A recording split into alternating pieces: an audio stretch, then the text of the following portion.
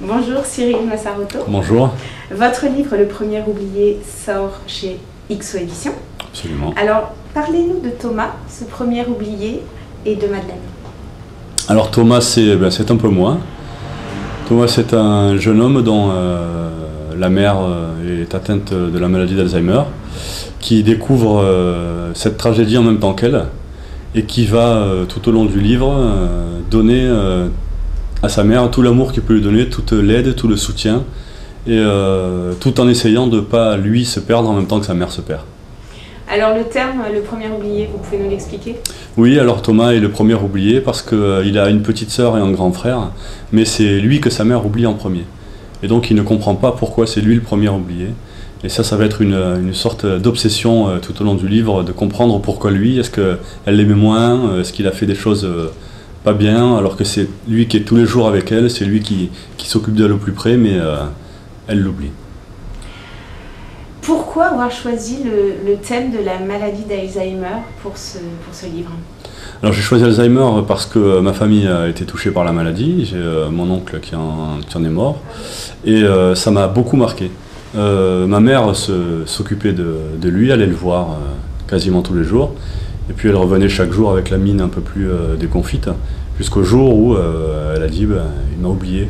Et moi ça m'a vraiment marqué, c'est quelque chose où je me suis mis dans sa peau en fait à ce moment-là, ce que j'ai fait dans le livre, où je me suis mis dans la peau de ma mère, puisque tout le reste du livre est autobiographique, et je me suis dit voilà, qu'est-ce que ça doit faire, qu'est-ce que ça peut faire C'est comme si on voit son image dans un miroir tous les jours, une image qui nous renvoie de l'amour, et puis du jour au lendemain on n'existe plus, on voit plus d'image, on voit plus rien, il n'y a rien qui est renvoyé, et pourtant la personne est toujours là.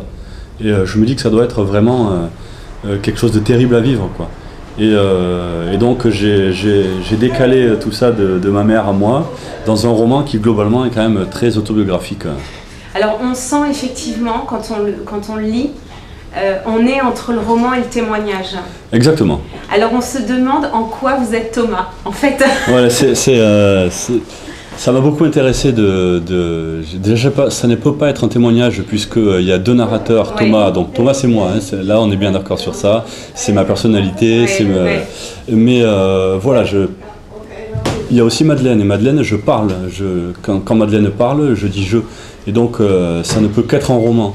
Et pour moi c'est la forme romanesque était importante puisqu'il fallait qu'on soit avec elle, qu'on soit avec Madeleine pendant toute la période où la maladie la gagne, la grignote, la ronge de l'intérieur, de la rage du départ où elle est consciente, où elle comprend, parce que quand on a Alzheimer est diagnostiqué tôt, on sait ce qui va nous arriver. On sait aujourd'hui ce que fait Alzheimer, et donc Madeleine, elle sait comment elle va finir.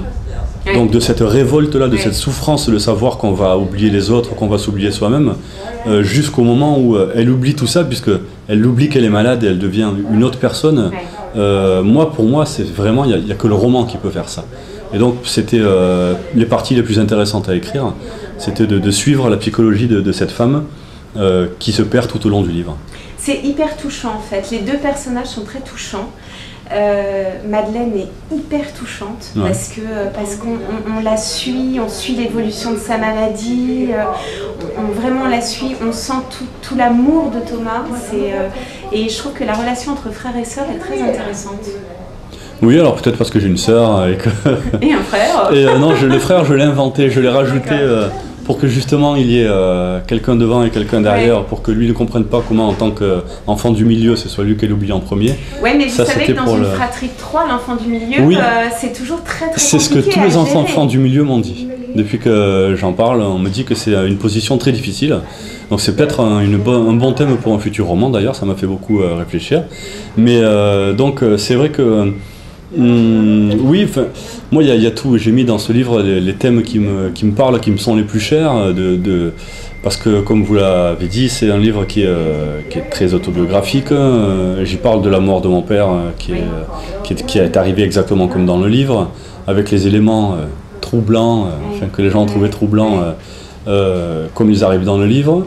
Et puis voilà, la relation avec ma sœur, la relation avec ma mère, tout ça, j'en ai fait un grand mélange, mais qui m'appartient, mais que je ne veux pas qui apparaissent comme je raconte ma vie. C'est un roman et je voulais une structure et quelque chose qui soit que tout le monde puisse s'identifier à la fois à Madeleine ou à son fils, voire aux deux. En tout cas, c'est un très beau livre. Merci. Que je conseille vivement à tout le monde parce que je trouve que la maladie d'Alzheimer, c'est vraiment quelque chose qui touche de plus en plus de gens. Ouais. Et voilà, et moi j'ai vraiment été très très touchée par le livre. Merci, ça me fait plaisir et je me permets d'ajouter, j'ai été très étonné, donc le livre à l'heure où nous faisons l'interview sort aujourd'hui. Donc. Mais donc quand je croise des gens qui me disent alors ton prochain livre, etc. depuis quelques semaines ou quelques mois, quand je dis qu'ils parlent d'Alzheimer, peut-être une fois sur deux, les gens m'ont dit « Ah, mais tu sais, moi, ma grand-mère, voilà, ah, tu sais, moi, ma mère ». Alors que c'est des gens qui ne m'en avaient jamais parlé. Ouais. Donc il y a comme une chape de plomb autour de cette maladie. Si on n'en parle pas aux gens, ils n'en parlent pas, c'est fou. Et je me suis rendu compte, et je pense que je vais m'en rendre compte encore plus dans les jours qui viennent, à quel point la maladie touche les gens, à la fois familialement et à la fois on se projette aussi. Ouais, on sait qu'on va vivre vieux, et on sait que, enfin moi ça me fait peur, vous aussi je pense. Ouais. Et donc voilà, c'était un thème qui était fort pour moi. Ça se sent. Si vous aviez un petit message pour nos internautes, vous leur diriez quoi? Je leur dirais que je leur souhaite joie et bonne santé d'abord. Et je leur dirais de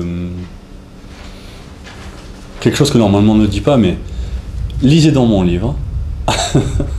J'espère que vous y prendrez du plaisir, et parce que c'est un livre qui est très important pour moi. C'est vraiment un livre qui vient du cœur. Alors je sais que souvent on dit oui, c'est un livre nécessaire.